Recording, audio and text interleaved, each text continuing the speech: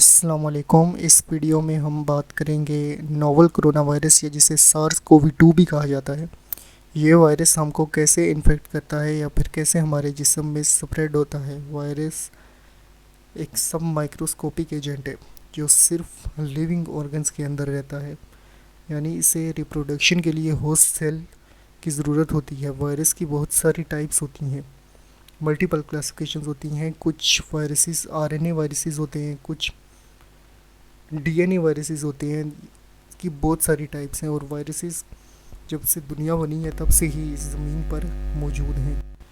Corona virus को पहली मर्तबा 1930 में डिस्कवर किया गया, जब इसने कुछ पालतू मुर्गियों के अंदर एक रिस्पायरेटरी इन्फेक्शन फैलाया, यानी कि चूज़ों के रिस्पायरेटरी ट्रैक्ट के अंदर इसने एक इन्फेक्शन फैलाया। जिस उस वक्त इस वायरस को इन्फेक्शियस ब्रोनोकाइटिस वायरस का नाम दिया गया। 1930 में इस वायरस को इन्फेक्शियस ब्रोनोकाइटिस वायरस कहा गया और इसने सबसे पहले चूज़ों के अंदर एक रिस्पायरेटरी इन्फेक्शन फैलाया था, रिस्पायरेटरी ट्रैक्ट में एक इन्फेक्शन पैदा किया था। और 10 साल बाद यानी 1940 में दो एनिमल वायरसेस और सामने आए, जिन्हें माउस हेपेटाइटिस वायरस और ट्रांसमिसिबल गैस्ट्रोएंटेरिटिस वायरस का नाम दिया गया। ये दो वायरसेस 1940 में डिस्कवर हुए थे।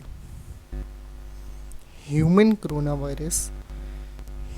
वायरस को पहली मरतबा 1960 में डिस्कवर किया गया था।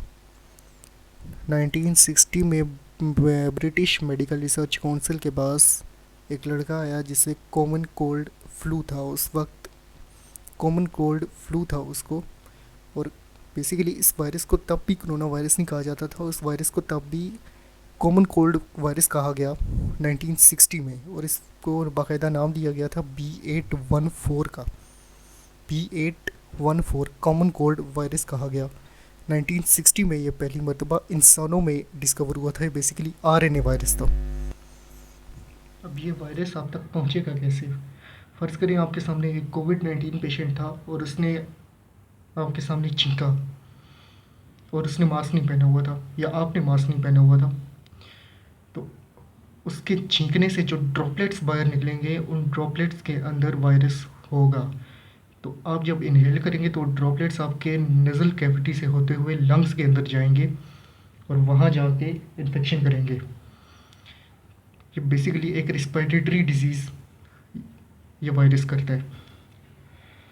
अब ये लंग्स के अंदर इन्फेक्शन करेगा और रिस्पायरेटरी ट्रैक्ट में इन्फेक्शन करेगा। तो कोरोना वायरस इलेक्ट्रॉन माइक्रोस्कोप के अंदर कुछ इस तरह का नज़र आता है। इसके ऊपर ये प्रोटीन्स मुख्तलिफ़ किस्म के, अंदर इसका आरएनए जेनेटिक मटेरियल है। ये बाहर ये स्पाइक प्रोटीन है, मेम्ब्रेन प्रोटीन, वेलप प्रोटीन है। और ये इसका जेनेटिक मटेरियल, ये सिंगल स्टैंडर्ड आरएनए या प्लस स्टैंडर्ड आरएनए इसका जेनेटिक मटेरियल है। ये आरएनए वायरस है, इसका डीएनए जेनेटिक मटेरियल नहीं है। हमारा जो जेनेटिक मटेरियल है वो डीएनए है, लेकिन इसका जेनेटिक मटेरियल आरएनए है। ये सिर्फ आरएनए नहीं होता, इसके साथ प्रोटीन भी होता है। अच्छा, और हमारे जिस्म का सेल कुछ इस तरह का नज़र आता है, इस शेप का। अच्छा, वायरस, अब ये क्योंकि आरएनए वायरस है, अब आरएनए वायरस के कुछ फ़ायदे हैं वायरस के लिए। वो क्या है कि एक तो आरएनए वायरस प्रोटीन डायरेक्टली तैयार कर सकता है, प्रोटीन डायरेक्टली बना सकता है। और आरएनए को यूज़ करते हुए, इस सिंगल स्टैंडर्ड आरएनए को यूज़ करते हुए वो आरएनए तैयार कर सकता है। सेम आरएनए वो बहुत सारे तैयार कर सकता है। तो ये इस वायरस की कुछ खूबियाँ हैं वायरस के लिए। एक तो ये बहुत क्योंकि फास्ट काम करता है, क्योंकि ये आरएनए वायरस है, जल्दी चेंज ले आता है। यानी अपना जो जेनेटिक मटेरियल है, इसका सीक्वेंस और बाहर जो ये प्रोटीन्स हैं, इनको बहुत जल्दी चेंज कर सकता है आरएनए वायरस। इसलिए इसको बहुत ख़तरनाक माना जाता है। कोई भी आरएनए वायरस हो उसे ख़तरनाक माना जाता है, क्योंकि वो बहुत फास्ट काम करता है और चेंज कर सकता है अपना जेनेटिक मटेरियल। अच्छा, अब सेल हमारी बॉडी का ये है। अब जब ये आपके नज़ल कैविटी से होता हुआ अंदर जाएगा लंग्स में, तो लंग्स के सेल्स कुछ इस तरह से, और ये एक रिसेप्टर होता है जिसे कहते हैं ACE2 receptor, angiotensin converting enzyme 2 receptor. अब एंजियोटेंसिन कन्वर्टिंग एंजाइम 2 ये एक एंजाइम है जो हमारी बॉडी में पाया जाता है, स्पेशली लंग्स पर पाया जाता है। ये हमारे ब्लड फ्लो को रेगुलेट करने में हेल्प करता है। तो अब इस एंजाइम के अंदर इस वायरस का ये प्रोटीन बाइंड कर जाता है। इसका ये स्पाइक प्रोटीन इसके साथ बाइंड हो जाएगा, और बाइंड होने के बाद ये वायरस सेल के अंदर चला जाएगा कुछ इस तरह से। ये एंजाइम आ गया और ये वायरस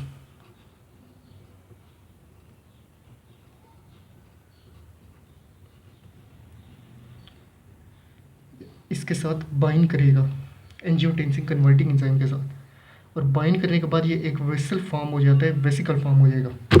अब जब वेसिकल फॉर्म हो जाएगा तो हमारे सेल के अंदर एक और वेसिकल होता है जिसे लाइसोसोम कहते हैं। इसके अंदर एसिडिक कंटेंट होते हैं बहुत सारे। ये लाइसोसोम क्या करेगा, ये लाइसोसोम आके इस वेसिकल, इस कोरोना वायरस के वेसिकल के साथ जुड़ेगा। जब ये इसके साथ जुड़ेगा तो यहाँ से एसिड रिलीज़ होगा और इसके अंदर आ जाएगा वेसिकल के इसका जेनेटिक मटेरियल। इस वेसिकल के अंदर आने के बाद अब ये जो इसका एसिड होगा वो इसका स्पाइक प्रोटीन और इन्वेलप और मेम्ब्रेन प्रोटीन को डिसॉल्व कर देगा, और इसका आरएनए जो होगा इस वायरस का, वो आरएनए बाहर आ जाएगा हमारे साइटोप्लाज्म में। साइटोप्लाज्म के अंदर इसका आरएनए आ जाएगा सेल के। साइटोप्लाज्म बेसिकली वो पानी से बना हुआ होता है सेल के, और इसी के साथ हमारे सेल के अंदर न्यूक्लियस होता है जिसके अंदर हमारा जेनेटिक मटेरियल डीएनए होता है। ये इसके अंदर न्यूक्लियस के अंदर हमारा जेनेटिक मटेरियल होता है डीएनए।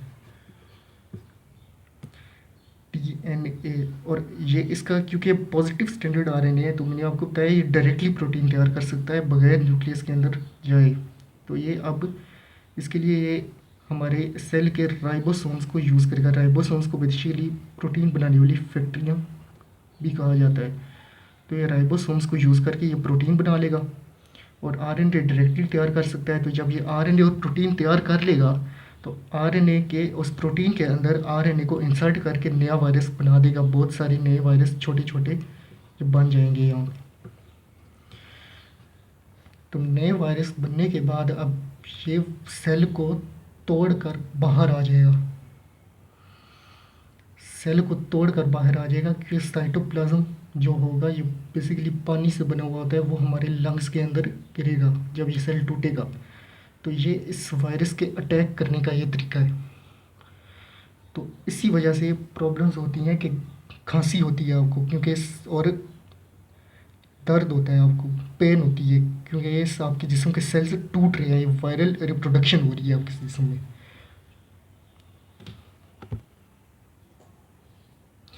जब ये सेल के अंदर आ जाएगा तो यहाँ आके ये एक वेसिकल फॉर्म करेगा इस तरह का, और हमारे सेल के अंदर एक और वेसिकल होता है जिसे कहते हैं लाइसोसोम। लाइसोसोम अब ये लाइसोसोम जो है ये इस कोरोना वायरस के फॉर्म की हुए वेसिकल के साथ जुड़ेगा, और इस लाइसोसोम के अंदर चूँकि एसिडिक कंटेंट होते हैं बहुत सारे, तो ये रिलीज़ होगा एसिड यहाँ से इस वेसिकल के अंदर आएगा, और एसिड इसके स्पाइक प्रोटीन, मेम्ब्रेन और इन्वेलप प्रोटीन को डिसॉल्व करेगा। डिसॉल्व करने के बाद इसका जो जेनेटिक मटेरियल है, जो पॉजिटिव स्टैंडर्ड आरएनए है, वो साइटोप्लाज्म के अंदर रिलीज़ हो जाएगा सेल के। अब सेल के साइटोप्लाज्म में एक और वेसिकल होता है जिसमें न्यूक्लियस होता है, जिसमें हमारा डीएनए होता है। डीएनए हमारा जेनेटिक मटेरियल होता है, उसके अंदर हमारा जेनेटिक मटेरियल होता है। तो ये चूँकि पॉजिटिव स्टैंडर्ड आरएनए मैं आपको पहले बताया है, तो ये डायरेक्टली आरएनए और प्रोटीन तैयार कर सकता है बगैर न्यूक्लियस के अंदर जाए। तो इसके लिए ये हमारे राइबोसोम्स को यूज़ करेगा, जो सेल के अंदर बेसिकली प्रोटीन बनाने वाली फैक्ट्रियाँ भी इन्हें कहा जाता है। तो ये उनको यूज़ करेगा और प्रोटीन तैयार कर लेगा। आरएनए डायरेक्टली तैयार करेगा, प्रोटीन राइबोसोम के ज़रिए तैयार करेगा। ये तैयार करने के बाद इन दोनों को बाइंड करेगा प्रोटीन के अंदर, बेसिकली आरएनए को इंसर्ट करके नया वायरस अंदर बना देगा। सेल के अंदर बहुत सारे छोटे छोटे नए वायरस बना देगा। नए वायरस बनाने के बाद अब चूँकि जैसे जैसे अब जिसका ये प्रोसेस चल रहा है, साथ साथ ये सेल को तोड़ भी रहा है जगह जगह से। तो जब नए वायरस बहुत सारे बन जाएंगे तो ये सेल को तोड़कर बाहर आ जाएगा। तो यही हो रहा है कि ये सेल को तोड़कर बाहर आ जाएगा। ये इसकी अटैक स्ट्रेटजी है इस सेल की। तो जब ये तोड़ रहा होगा इस प्रोसेस के दौरान सेल को, तो सेल बेसिकली एक दूसरे सेल्स को होशियार होने रहने के लिए एक सिग्नल भी जनरेट करेगा जो दूसरे सेल्स की तरफ जाएगा, जो बाकी जो लंग्स के सेल होंगे, ताकि वो इसके खिलाफ अपना दिफा बढ़ा लें। लेकिन वो इम्यून सिस्टम में, वो आपको किसी और वीडियो में बताऊंगा, वो भी डिटेल टॉपिक है।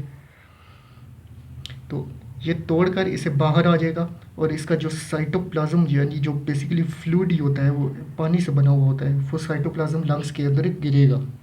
लंग्स के अंदर गिरने के बाद लंग्स के, क्योंकि बॉटम में गिरता है तो वो उससे ऑक्सीजन जो है, जो लंग्स रिसीव कर रहे होते हैं ऑक्सीजन, वो ब्लड स्ट्रीम के अंदर वो ऑक्सीजन सही तरह से जज़्ब नहीं हो पाती, जिससे ब्रीदिंग के मसाइल पैदा होते हैं। और चूँकि ये रिस्पिरेटरी ट्रैक्ट को भी इन्फेक्ट करता है, तो जब ये सेल्स को तोड़ता है तो उससे आपको खांसी होती है। तो खांसी होगी, पेन होगी और